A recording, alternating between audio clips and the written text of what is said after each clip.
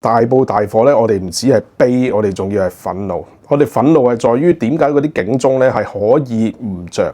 我哋憤怒係在於點解可以隨意就可以熄咗佢？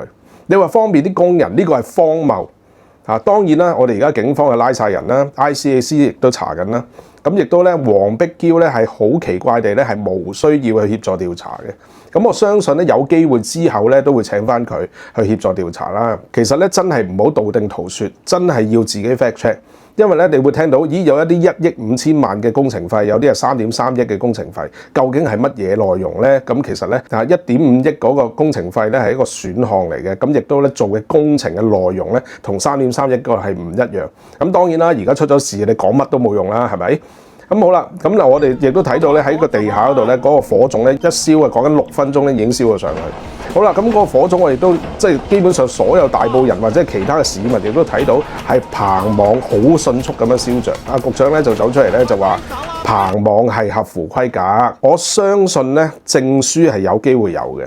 咁但係喺當場用緊嘅棚網合唔合規格咧？其實而家咧係需要調查嘅，即係你話啊嗰啲棚網係冇事，咁但係我哋市民睇到係好明顯係有問題啊嘛。其實消防咧亦都係將整件事件咧納入為一個刑事嘅方向去調查，究竟火種係點樣產生等等。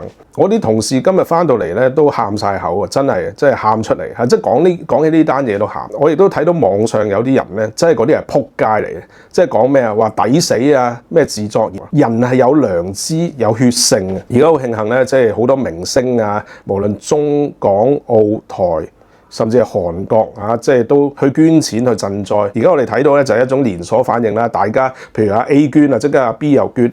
咁啊，余文樂咧最尾咧就即係佢又冇發表啦，仲去即係 po 咗一啲即係玩樂照啦，就俾人係咁鏟。咁啊最尾咧佢又唔知話咩，用幾個禮拜之後嘅一啲收入咧就去捐款。我話哇大佬，即係嗰個智慧係真係高到咧你唔信。咁啊其實咧阿明仔嗰日講得好好啊，即係佢講話啊究竟如果用鐵去代替竹棚，究竟係會係一個咩情形咧？咁佢亦都好清楚咁樣分析咗。如果用鐵棚咧，其實佢承受嘅高溫只係講緊300度，300度以上咧，其實咧好大機會咧佢就會變形咧就會冧，其實冧嗰個危險仲大啊！因為你知道鐵棚咧其實好鬼重嘅，即係講緊係你諗下幾百噸甚至上千噸嘅嘢冧落嚟，你諗下下面嗰啲人，譬如講緊消防員救緊災，哇嗰啲鐵棚冧落嚟，你都咪話好鬼大鑊。咁你睇翻咧法國聖母院咧，其實咧佢燒到變晒形，冧晒落嚟，其實嗰個造成嗰個危險都係好大。咁如果有興趣可以睇翻明仔嗰條片。好啦，我就唔專家上身啦，因為都有好多坊間嘅專家就已經有講咗啦。咁民間亦都有好多專家啦，好多 fact check 啦，甚至係攞啲竹嚟燒啦，攞啲網嚟燒啦。